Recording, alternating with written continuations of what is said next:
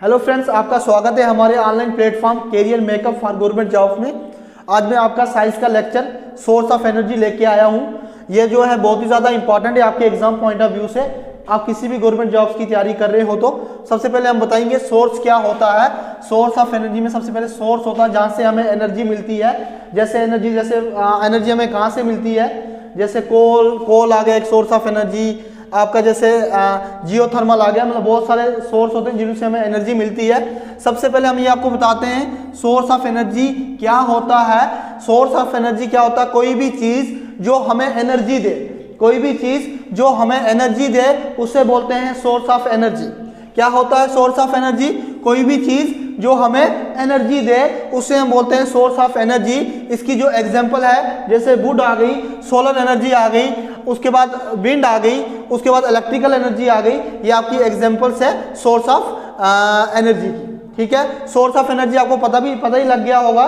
Source of energy क्या होता है? कोई भी चीज जो हमें एनर्जी देती है। ठीक है, गुड सोर्स ऑफ एनर्जी क्या होता है? सबसे पहले मैं आपको यह समझाऊंगा। गुड सोर्स ऑफ एनर्जी होता है आपका वो वाले गुड सोर्स ऑफ एनर्जी में उनकी क्लोरोफिक वैल्यू हाई होती है। आप ये क्लोरोफिक वैल्यू क्या होती है? सबसे पहले मैं आपको यह बताऊंगा। क्लोरोफिक वैल्यू ये होती है heat amount produce in food मतलब कि फूड के अंदर कितनी क्लोरोफिक वैल्यू है, इसका जो यूनिट होता है किलोजोल पर केजी होता है। ठीक है, ऐसा यूनिट ऑफ किसका? क्लोरोफिक वैल्यू का। इजिली एक्सेसिबल होती है। इजिली एक्सेसिबल मीन्स कि हमें इजिली मिल जाती है। Easy to store and transport, इस मतलब कि जो हमारा सोर्स ऑफ एनर्जी है इसको हम इजी तरीके से स्टोर कर सकते हैं और इजी तरीके से ट्रांसपोर्ट कर सकते हैं। फिर इकोनॉमिकल होती है, क्योंकि ये आपको पता ही है सोर्स ऑफ एनर्जी क्या होती है, इकोनॉमिकल होती है। पैसा वगैरह तो लगेगा ही लगेगा जब हम कोई भी सोर्स ऑफ एनर्जी लेंगे तो ये जो है source of energy environment pollution cause नहीं करती है। इससे इन्वायरमेंट को जो है पोल्यूट नहीं होता हमारा इन्वायरमेंट। ये जो थे गुड सोर्स ऑफ एनर्जी था, इसके जो दिया हुआ था, इसकी क्या पहचान है? Good source of energy environment को पोल्यूट नहीं करती है। सबसे पहले उसकी क्लोरोफिक वैल्यू हाई होती है, डाइटेबल होती है, फिर इजीली एक्सेसिबल होती है। इसको हम इजी तरीके से स्टोर कर सकते हैं और ट्रांसपोर्ट कर सकते हैं। फिर आगे आपका सोर्स ऑफ एनर्जी की टाइप्स। सोर्स ऑफ एनर्जी की दो टाइप्स होती है। एक होता है आपका कन्वेंशनल सोर्स, एक होता है non conventional source. Conventional resource को ऐसे नॉन रिन्यूएबल रिसोर्स भी बोला जाता है। आप इसको नॉन रिन्यूएबल रिसोर्स नहीं बोलना, हम नीचे जाके इसके बारे में पढ़ेंगे कि क्यों इसको नॉन रिन्यूएबल रिसोर्स हम नहीं बोलेंगे यहाँ पे। और नॉन कन्वेंशनल रिसोर्स फिर हम उसके बाद ये पढ़ेंगे। कन्वेंशनल रिसोर्स की फर्दर तीन कैटेगरी में डिवाइड किया गया है इसको। Fossil fuels, thermal electricity, hydro electricity. ये जो है किसकी टाइप्स है? कन्वेंशनल सोर्स की। फिर उसके बाद नॉन कन्वेंशनल रिसोर्स में आप अगर आओगे, सोलर एनर्जी, जियोथर्मल एनर्जी, सी एनर्जी। सी एनर्जी का मतलब है कि एनर्जी फ्रॉम सी, जो सी से एनर्जी मिलती है। देखने वाला सी नहीं, यहाँ पे समुद्र वाला सी।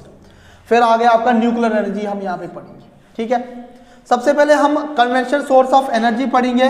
कन्वेंशनल सोर्स ऑफ एनर्जी के अंदर इसकी ये फर्दर डिवीजन जो है डिवाइड हुआ है।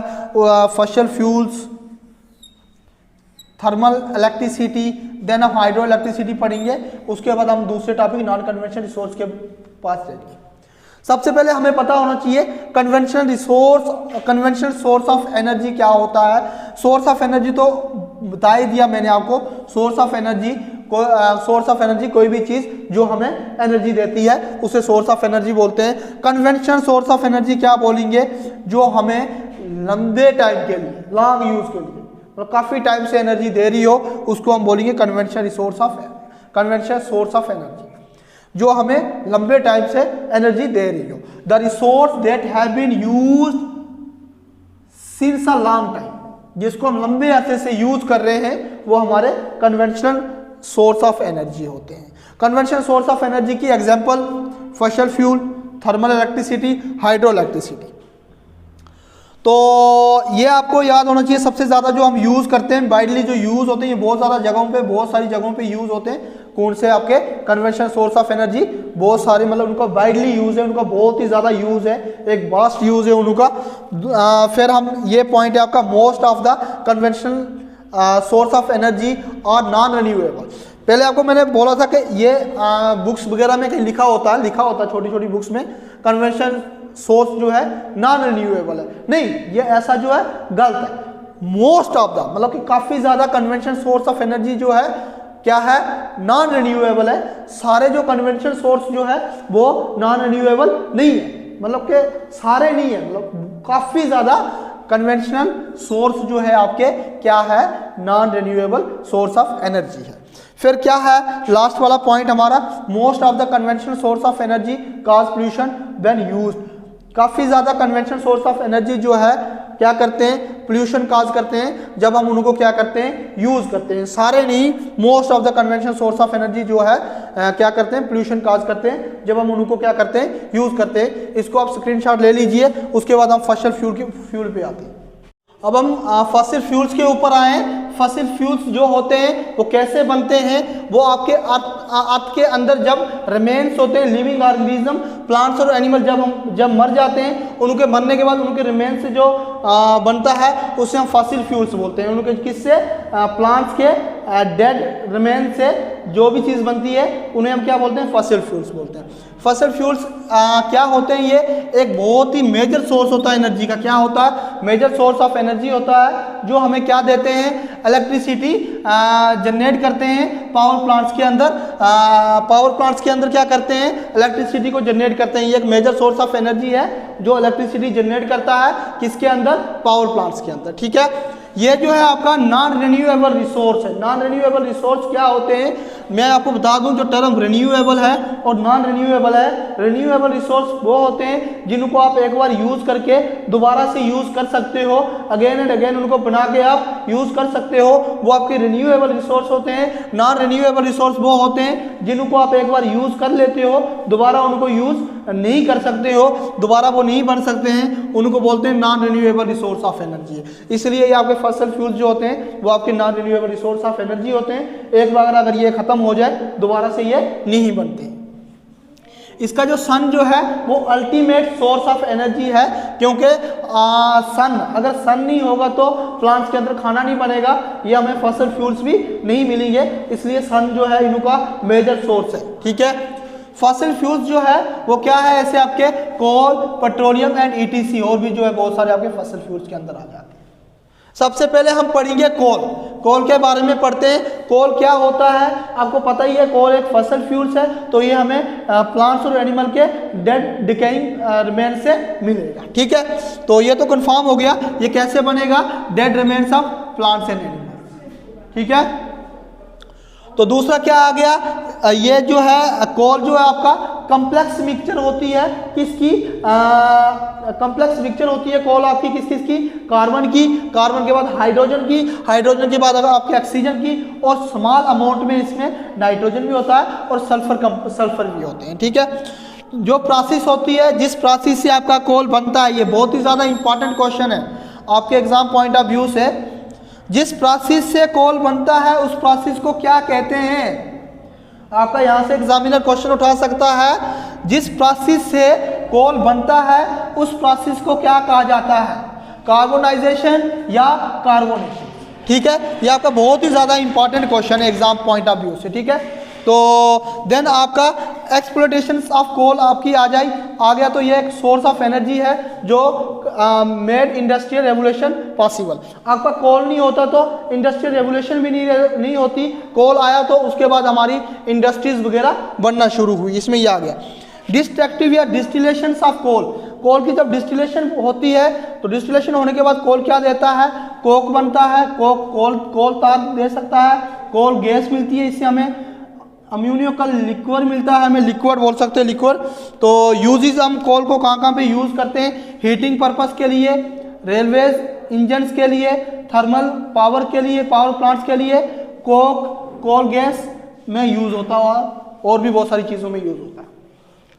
अब हम टाइप्स ऑफ कोल बात करें तो 4 टाइप्स होती है कोल की, एंथ्रासाइट, बिटुमिनस, लिग्नाइट और पीट। जो हाई क्वालिटी का आपका कोल होता है वो आपका एंथ्रासाइड होता है। बहुत ही ज़्यादा इंपॉर्टेंट क्वेश्चन है, आपको कोई क्वेश्चन पूछेगा एग्जामिनर ज़्यादा कार्बन कंटेंट कौन से टाइप के कोल की होती है? एंथ्रासाइट का जो कार्बन कंटेंट होता है वो सबसे ज़्यादा होता है। कार्बन कंटेंट कितना होता है एंथ्रासाइट का? 95 से 98% के बीच में होता है।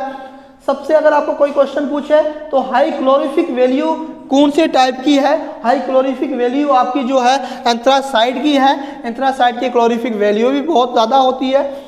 मॉइस्चर बहुत कम होता है इसमें, मॉइस्चर की बात की जाए मॉइस्चर बहुत कम होता है इसमें। और ये जो एंथ्रासाइट बहुत ही ज़्यादा इंपॉर्टेंट और बहुत ही हाई क्वालिटी का कोल होता है आपका, और ये आपका स्मोक लेस होता है। क्या होता है आपका ये कोल? स्मोक लेस होता है। अगर इसकी हम स्टेट बात बोलें तो एंथ्रासाइट जो है हार्डेस्ट होता है। इसकी जो स्टेट क्या होती है? हार्डेस्ट होता है। एंथ्रासाइट के बाद जो आता है ब्यूटानोमियस। ब्यूटानोमियस का जो कार्बन कंटेंट होता है वो 80 to 85% के बीच में रहता है। ये इतना हाई नहीं होता है। इसकी क्लोरोफिक वैल्यू एंथ्रासाइट से कम होती है। मॉइस्चर इसकी जो है थोड़ी सी बढ़ जाती है एंथ्रासाइट से। ये जो है स्मोकलेस, थोड़ा सा स्मोगी होना शुरू हो जाता है। सबसे हम बात करें लिग्नाइट की। लिग्नाइट का जो कार्बन कंटेंट है वो कितना है? 30 to 50% है। ठीक है, लिग्नाइट का जो कार्बन कंटेंट है वो कितना है? 30 to 50%। लास्ट हम बात करें पीट की। पीट का जो कार्बन कंटेंट है वो कितना है? 20 से 30% है। अगर इसकी क्लोरिफिक वैल्यू की बात करें, लोएस्ट है। सबसे ज़्यादा क्लोरिफिक वैल्यू किसकी है? एंथ्रासाइट की। सबसे कम क्लोरिफिक वैल्यू किसकी है? पीट की। ठीक है, सबसे ज़्यादा मॉइस्चर कौन है? पीट। हाईएस्ट मॉइस्चर कौन सा कोल है? पीट। लोएस्ट मॉइस्चरिटी किसकी है? आपके एंथ्रासाइट की। हाईएस्ट स्मोगी कौन है? पीट, जो आपका लो क्वालिटी कोल भी बोलते हैं उसको। क्या बोलते हैं? लो क्वालिटी कोल भी बोलते हैं। इसलिए क्या होता है? स्मोगी होता है। स्टेट इसकी बात बोले तो सबसे सॉफ्टेस्ट आपका पीट रहता है।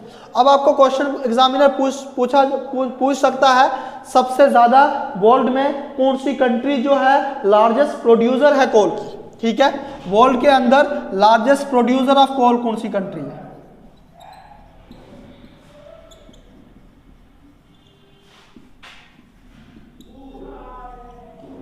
वर्ल्ड की बात कर रहा हूं।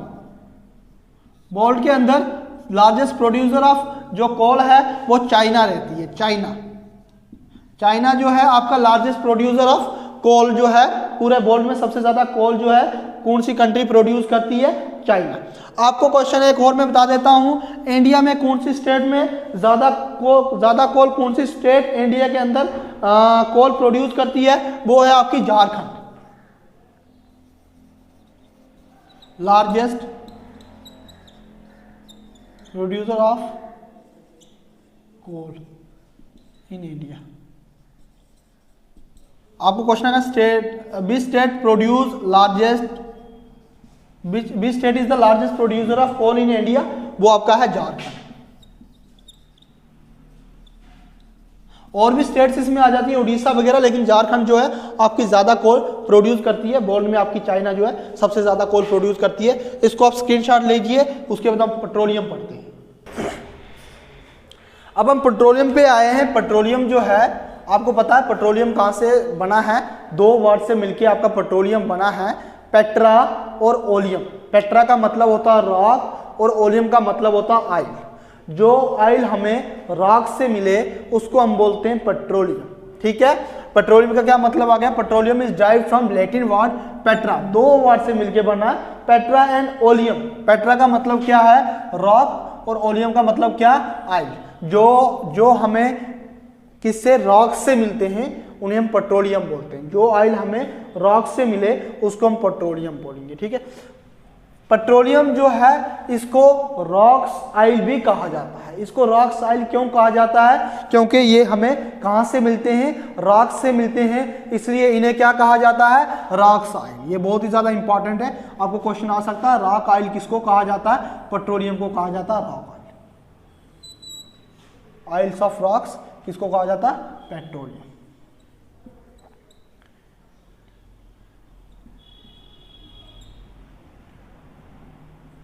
पेट्रोलियम को मिलकर कहा जाता है आपका रॉक्स ऑयल। अब पेट्रोलियम का दूसरा नाम क्या है? पेट्रोलियम को गोल्ड कहा जाता है। नहीं, आप ये जानकर हैरान हो गए होंगे, मीन्स के इसको ब्लैक गोल्ड कहा जाता है। गोल्ड ही कहते हैं लेकिन ब्लैक गोल्ड। आपको क्वेश्चन आ सकता है ब्लैक गोल्ड किसे कहा जाता है, आपका जो सही आंसर रहेगा पेट्रोलियम। पेट्रोलियम को आपको क्या कहा जाता है, ब्लैक गोल्ड कहा जाता है। आपको अगर बोले कि एन अदर नेम, पेट्रोलियम का दूसरा नाम क्या है, आप क्या बोलोगे, ब्लैक गोल्ड। ब्लैक गोल्ड जो है दूसरा नाम है पेट्रोलियम का। ये क्वेश्चन भी बहुत ही ज्यादा इंपॉर्टेंट है एग्जाम के लिए, सीधा सीधा एग्जाम में आ जाते हैं ये question. World first oil was drilled, जो दुनिया की पहली ऑयल वेल कहाँ पे ड्रिल्ड की गई थी, आपको क्वेश्चन आ सकता है। वर्ल्ड में पहली वेल जो है कहाँ पे ड्रिल्ड की गई थी, पेनिल्वेनिया यूएसए में। किस जगह पे की गई थी, पेनिल्वेनिया यूएसए में। कब ड्रिल्ड की गई थी ये आपको पता होना चाहिए, 1859। ठीक है, आपको क्वेश्चन यहाँ से ऐसे पूछ सकते हैं, फर्स्ट टाइम वर्ल्ड में ऑयल की जो वेल है कहाँ पे ड्रिल्ड की गई थी और कब ड्रिल्ड की गई थी, ये कहाँ पे की गई थी, पेनिल्वेनिया यूएसए में। और कब की गई थी, 1859 में। ठीक है, अब आपको इंडिया में आ जाता है, इंडिया में जो सबसे पहले ऑयल वेल जो है वो कहाँ पे ड्रिल्ड हुई थी, माकूम। माकूम कौन सी जगह है, असम में। कहाँ पे हुई थी, माकूम इन असम। कब, 1867। ठीक है, कब ड्रिल्ड हुई थी ये, 1867। कहाँ पे हुई थी, माकूम इन असम। इंडिया में सबसे पहले जो ऑयल वेल ड्रिल्ड हुई थी कहाँ पे हुई थी, असम में। ठीक है, तो इंडिया में ऑयल जो है कहाँ कहाँ पे मिलता है हमें, Assam, Gujarat, Bombay high, river basin, Krishna और गोदावरी में। कहाँ पे, कृष्णा और गोदावरी वगैरह मिलता। कहाँ कहाँ भी मिलता, Assam, Gujarat, Bombay high, Krishna and Godavari. River basin Krishna में भी पाया जाता है और गोदावरी में पाया जाता है। हम कहाँ कहाँ पे पेट्रोलियम को यूज करते हैं, लुब्रिकेंट फॉर मशीनरीज में, एज अ लुब्रिकेंट वहाँ पे यूज किया जाता है इसको, गैसोलीन में, और अदर प्रोडक्ट्स जैसे टायर्स आ गया आपका, पेट्रोल आ गया आपका, जेली आ गया आपका, यहाँ पे ऑयल को जो है यूज किया जाता है पेट्रोलियम। ठीक है ना, ये भी पता है पेट्रोलियम भी आपका जो है डेड रिमेन से बना हुआ है, सी के अंदर डेड रिमेन से बनता है। पेट्रोलियम जो है आपको बोला कि कौन सी रॉक्स में बनता है, कौन सी रॉक से पेट्रोलियम बनता है, ये आपको याद रखना, सेडिमेंट्री रॉक। सेडिमेंट्री रॉक से बनता है आपका पेट्रोलियम। कौन सी रॉक से बनता है पेट्रोलियम, आपका सेडिमेंट्री रॉक। ये आपको याद रखना, किस रॉक से पेट्रोलियम बनता है, सेडिमेंट्री रॉक्स। ठीक है ना, तो फिर आपको बोले जो रिफाइनिंग ऑफ, जो हम पेट्रोलियम को रिफाइनिंग करते हैं, उस प्रोसेस को, उस मेथड को क्या कहा जाता है, आपको ऐसा क्वेश्चन पूछा जाएगा, फ्रैक्शनल डिस्टिलेशन। आपको कोई एग्जामिनर यहां से क्वेश्चन पूछ सकता है, प्रोसेस बताओ जिस प्रोसेस से पेट्रोलियम को हम रिफाइनिंग करते हैं, पेट्रोलियम की हम फर्दर डिवीजन करते हैं, रिफाइनिंग करते हैं, उस प्रोसेस को क्या कहते हैं, फ्रैक्शनल डिस्टिलेशन। ठीक है, देन आपका जो है इसकी जब रिफाइनिंग होती है, सबसे पहले क्या बनता है, आपका पेट्रोल बनता है। पेट्रोल के बाद आपका नाफ्ता बनता है, उसके बाद आपका केरोसिन बनता है, उसके बाद आपका डीजल, देन आपका फ्यूल ऑयल बनता है, फिर उसका बाद में आपका रेजिड्यू बच जाता है, ये भी फिर उसके बाद रेजिड्यू बनता है। आपको पता होना चाहिए, आपकी गाड़ी जैसे कार वगैरह आ गई, इसमें पेट्रोलियम यूज होता है और डीजल भी यूज होता है, ये तो पता आपको। जैसे बाइक्स और स्कूटीज वगैरह में पेट्रोल यूज होता है, कार्स में आपका पेट्रोल यूज होता है, कुछ गाड़ियां जो है जिनमें डीजल भी यूज होता है। आपको यहाँ पे क्वेश्चन पूछा जाएगा, which fuel use in aeroplane. Aeroplane में कौन सा फ्यूल यूज होता है, आपका जो यहाँ से आंसर आएगा वो है केरोसिन ऑयल, जो है आपका एज अ फ्यूल यूज होता है किसके अंदर, एरोप्लेन में। ठीक है, तो फिर हम पढ़ते हैं लिक्विफाइड पेट्रोलियम गैस क्या होती है। Liquefied petroleum gas main constitute जो है, ये लिक्विफाइड पेट्रोलियम गैस को क्या कहा जाता है, एलपीजी। ये आपकी एलपीजी किससे बनी होती है, butane, small amount of ethane, propane. Butane बोले तो मिथ, इथ, प्रोप, ब्यूट, 4 कार्बन की चेन। ब्यूटेन, इथेन में मिथ इथ 2, प्रोपेन है मिथ इथ प्रोपेन। किस किस से मिलके बनती है ये, ब्यूटेन, इथेन और प्रोपेन से मिलके बनती है, ऑर्डरलेस होती है, मीन्स इसका कोई कलर नहीं होता है, कलरलेस होती है, ऑर्डरलेस होती है, इसको बोल सकते हैं। इट इज़ हाईली इनफ्लेमेबल, सो ये हाईली फ्लेमेबल है, एकदम से ये फ्लेम कर देती है, आग लग जाती है एकदम से। सो इन ऑर्डर टू डिटेक्ट, मतलब कि leakage of the strong smelling substance की लीकेज को बताने के लिए इसका यूज़ किया जाता है किसमें, एथाइल मरकैप्टेन में, इथाइल मरकैप्टेन, मिथाइल बोले तो C2H5, मरकैप्टेन बोले तो SH, मिथाइल मरकैप्टेन का आपका फार्मूला ये है, ठीक है। तो इसमें मिक्स्ड होता है। अगर आपको बोले तो LPG की क्लोरीफिक वैल्यू क्या होती है, आपके LPG की जो क्लोरीफिक वैल्यू होती है वो 50 किलो जूल पर ग्राम होती है। क्लोरीफिक वैल्यू क्या होती है इसकी, 50 किलो जूल पर ग्राम। इसकी क्लोरीफिक वैल्यू बता रहा हूं मैं, ये LPG की, ठीक है। देन हम पढ़ते हैं नेचुरल गैस।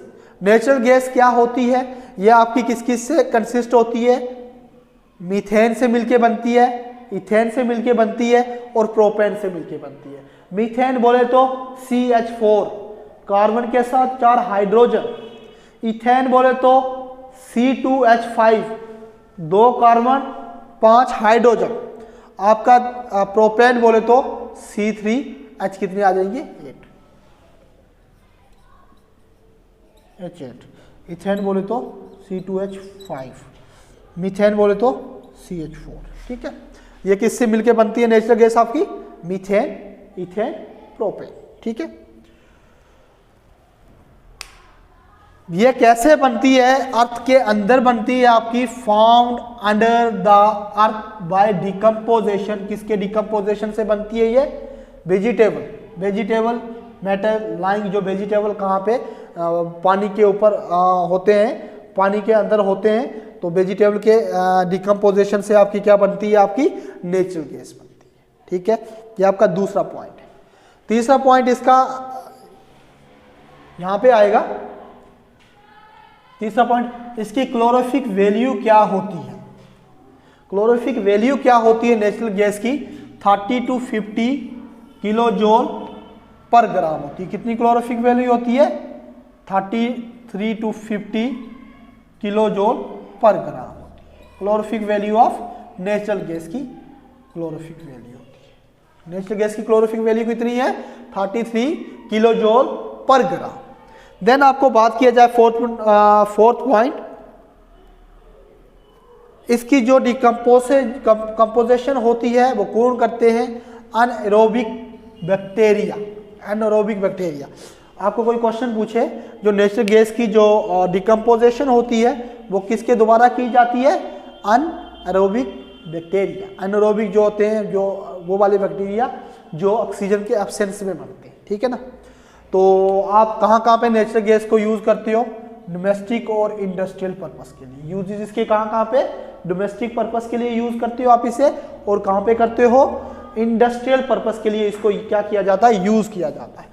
इंडिया में कहाँ पे पाया जाता है आपका नेचुरल गैस, कहाँ पे पाई जाती है, त्रिपुरा, राजस्थान।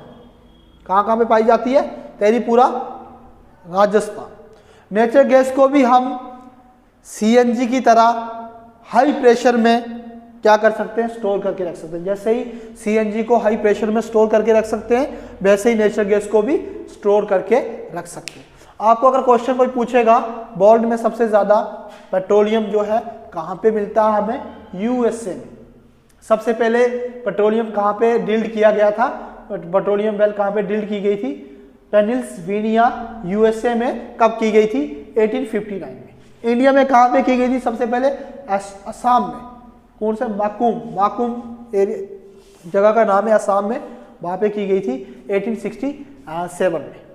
तो इसको स्क्रीनशॉट लीजिए।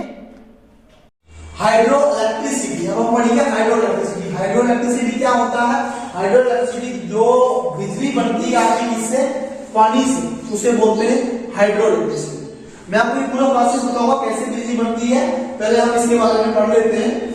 हाइड्रो पावर प्लांट जो होते हैं वो कन्वर्ट करते हैं पोटेंशियल एनर्जी को, जो पोटेंशियल एनर्जी होती है फॉलिंग वाटर की, और काइनेटिक एनर्जी को किसमें कन्वर्ट करते हैं? इलेक्ट्रिसिटी। किसमें कन्वर्ट करते हैं? इलेक्ट्रिसिटी में। मींस के जो आपकी इलेक्ट्रिसिटी तैयार होती है डैम्स में, पानी से जो इलेक्ट्रिसिटी तैयार होती है आपके डैम्स के अंदर, उसको आप बोलते हैं हाइड्रो इलेक्ट्रिसिटी। ठीक है, आगे समझ सिंपली, पानी से बिजली का तैयार होना उसको बोलते हैं हाइड्रो इलेक्ट्रिसिटी। डैम्स के अंदर पानी को कलेक्ट किया जाता है, या आपका रेन वाटर हो सकता है, या आपका रनिंग वाटर हो सकता है।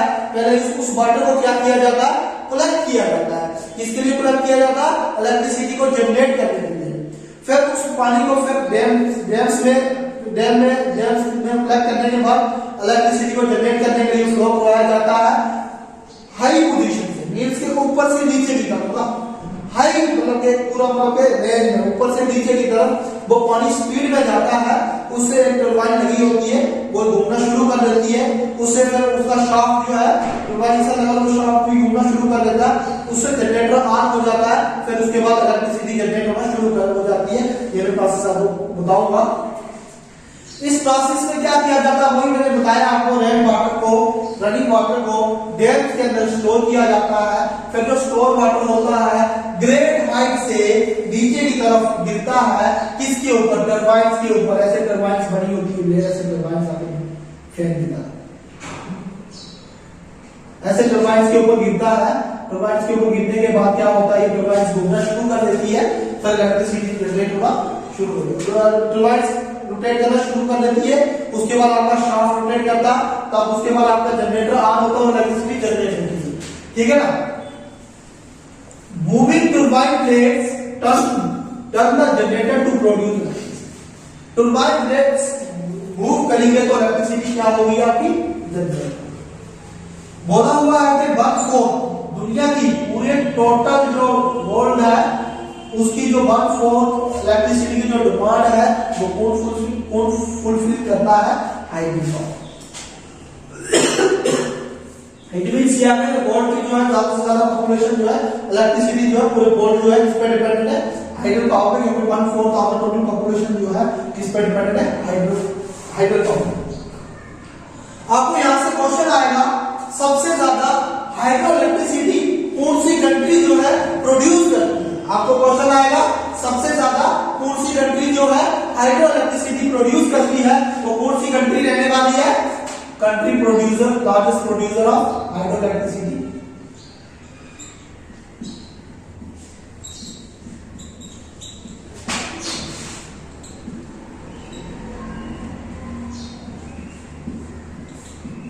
वो की चाइना। चाइना जो है सबसे ज्यादा इलेक्ट्रिसिटी क्या करती है? प्रोड्यूस करती है। इंडिया में सबसे ज्यादा इलेक्ट्रिसिटी कहां से प्रोड्यूस होती है? उत्तराखंड। ठीक है, तो अब हम पढ़ेंगे thermal power plant. Thermal power plant में क्या होता है? जो large amount of fossil fuels होते हैं वो दिन ब दिन उनको बर्न किया जाता है, जलाया जाता है। पावर स्टेशन के अंदर उनको बर्न किया जाता है large amount of fossil fuels को। फिर वो पानी को हीट अप करते हैं। हीट अप करने के बाद स्टीम प्रोड्यूस करते हैं। स्टीम प्रोड्यूस होने के बाद स्टीम के जरिए आपकी टरबाइन रोटेट करना शुरू हो जाती है। जब टरबाइन जो है आपकी रोटेट करती है उसके बाद क्या जनरेट होती है? आपकी इलेक्ट्रिसिटी जनरेट होती है। क्या होती है आपकी जनरेट? इलेक्ट्रिसिटी। फिर आपकी विंड एनर्जी आ गई। विंड एनर्जी क्या आ गया? विंड से इलेक्ट्रिसिटी प्रोड्यूस करना। ये तो सबसे ज्यादा जो विंड होती है वो डेनमार्क को पहले विंड कंट्री ऑफ विंड्स भी कहा जाता था।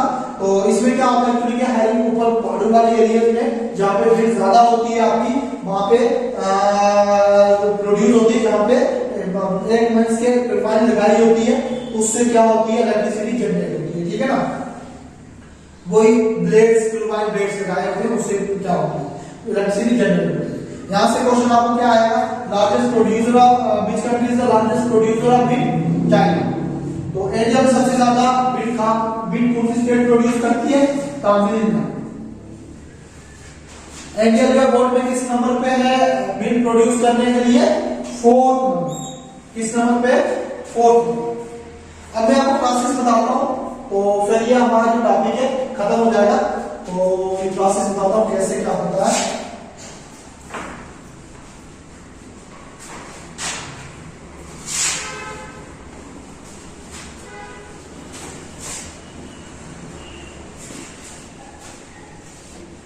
तो यहाँ पे क्या होता है कि पानी कलेक्ट किया, जैसे अगर आपको डैम में क्या किया होता है, पानी क्या होगा, कलेक्ट किया होगा। देखो कि ये जो है रिजर्व, यहाँ पे देखोगे ये एरिया जो है रिजर्व वाटर, यहाँ पे क्या है, काफी ज्यादा रिजर्व वाटर है। रिजर्व वाटर के बाद आगे इसके साथ जो है डैम बनाया हुआ,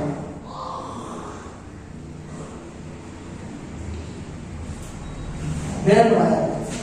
फिर इसके लिए देखो पानी जो है ऐसे फ्लो करेगा, डैम के अंदर से फ्लो करने के लिए बताया होगा, किसमें करेगा, हाई पोजीशन से करेगा। तो नीचे जो है आपका क्या लगाया होगा, टरबाइन्स लगाई होगी।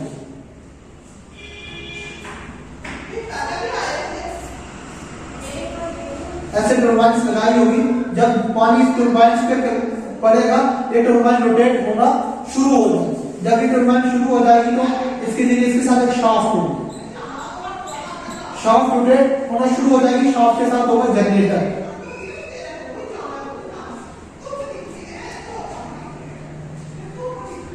शाफ्ट जब रोटेट होना शुरू हो जाएगी तो जनरेटर भी ऑन हो जाएगा। इसी प्रोसेस से फर्दर क्या होगी, इलेक्ट्रिसिटी जनरेट होगी। अगर थर्मल की बात करें, थर्मल इलेक्ट्रिसिटी की बात करें, थर्मल इलेक्ट्रिसिटी में क्या होगा, नीचे पार्शियल फ्लूइड्स जो है उनको उनकी बर्निंग होगी, बर्निंग होगी। जैसे ये बर्निंग मेरा हो रही है, ऊपर भी इसके ऊपर ये पानी है।